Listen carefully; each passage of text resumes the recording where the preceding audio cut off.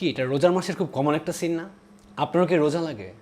আরে আমার তো মাঝে মধ্যে রোজার মাস ছাড়াও রোজা লাগে। যাই হোক, এই ভিডিওতে আমি আপনাদের বলবো কেন মানুষজন রোজার মাসে এত উত্তেজিত থাকে আর এত রাগারাগি করে। অ্যান্ড আমি আপনাদেরকে এটাও বলবো যে কীভাবে আপনি এই রাগারাগিটা কম করতে পারবেন আর অ্যাভয়েড করতে পারবেন। সো ঘটনাটা কি? কেন অ্যাকচুয়ালি মানুষজন রোজার মাসে রাগারাগি করে? আমরা যখন অনেকক্ষণ ধরে না খেয়ে থাকি আমাদের ব্লাড সুগার ফল করে, আর যখন ব্লাড সুগার ফল করে আমরা হাইপোগ্লাইসিমিয়াতে চলে যাই, যেখানে হাইপো মানে কম, গ্লাইসিমিয়া মানে গ্লুকোজ মানে কম গ্লুকোজ। আর যখন আমাদের ব্লাড সুগার ফল করে আমরা তখন এই হাইপোগ্লাইসিমিয়ার কারণে আমরা রাগারাগি করি। এই টার্মটার নাম হলো হাইপোগ্লাইসিমিক রেজ, অর্থাৎ ব্লাড সুগার ফল করার কারণে যখন আমরা রাগারাগি করি।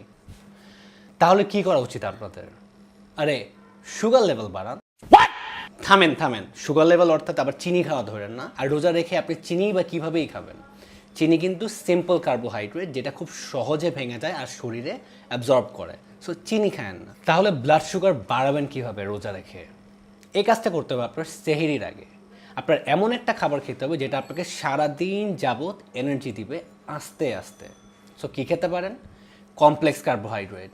এটা একটা কার্বোহাইড্রেটের পার্ট যেটা খুব আস্তে আস্তে ভাঙে আর স্লোলি এনার্জি রিলিজ করে, যেটা আপনার বডিতে অ্যাবজর্ব হয়। আর এটা অনেকক্ষণ ধরে আপনার ব্লাড সুগারকে নর্মাল লেভেলে রাখবে আর আপনি রাগারাগিও করবেন না।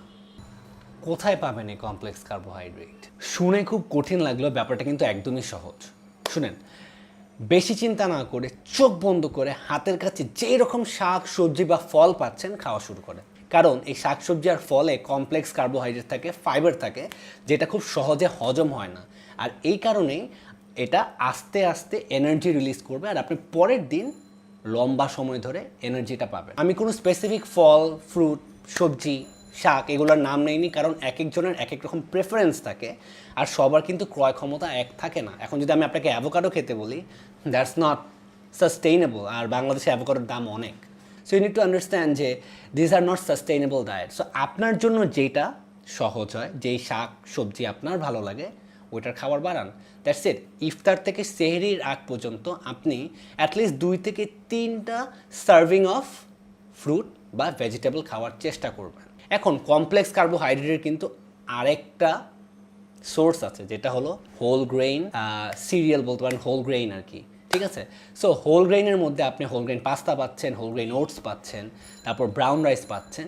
এগুলো কিন্তু আস্তে আস্তে ভাঙে আর অনেক লম্বা সময় ধরে এনার্জি দেয়। যখন আপনি এই খাবারগুলো খাবেন আপনার ব্লাড সুগারটা তখন নর্মালাইজ থাকবে, বিকজ আপনার বডিতে স্লোলি এই এনার্জিটা রিলিজ হচ্ছে, স্লোলি গ্লুকোজটা রিলিজ হচ্ছে। আর যখন স্লোলি এনার্জিটা রিলিজ হবে আপনার ব্লাড সুগারও নর্মাল থাকবে আর আপনি রাগারাগিও করবেন না। যদি এখন ডিরেক্ট বলতাম ভাই এটা খান ওইটা খান, এটা হবে না, আপনি কিন্তু জিনিসটা বুঝবেন না।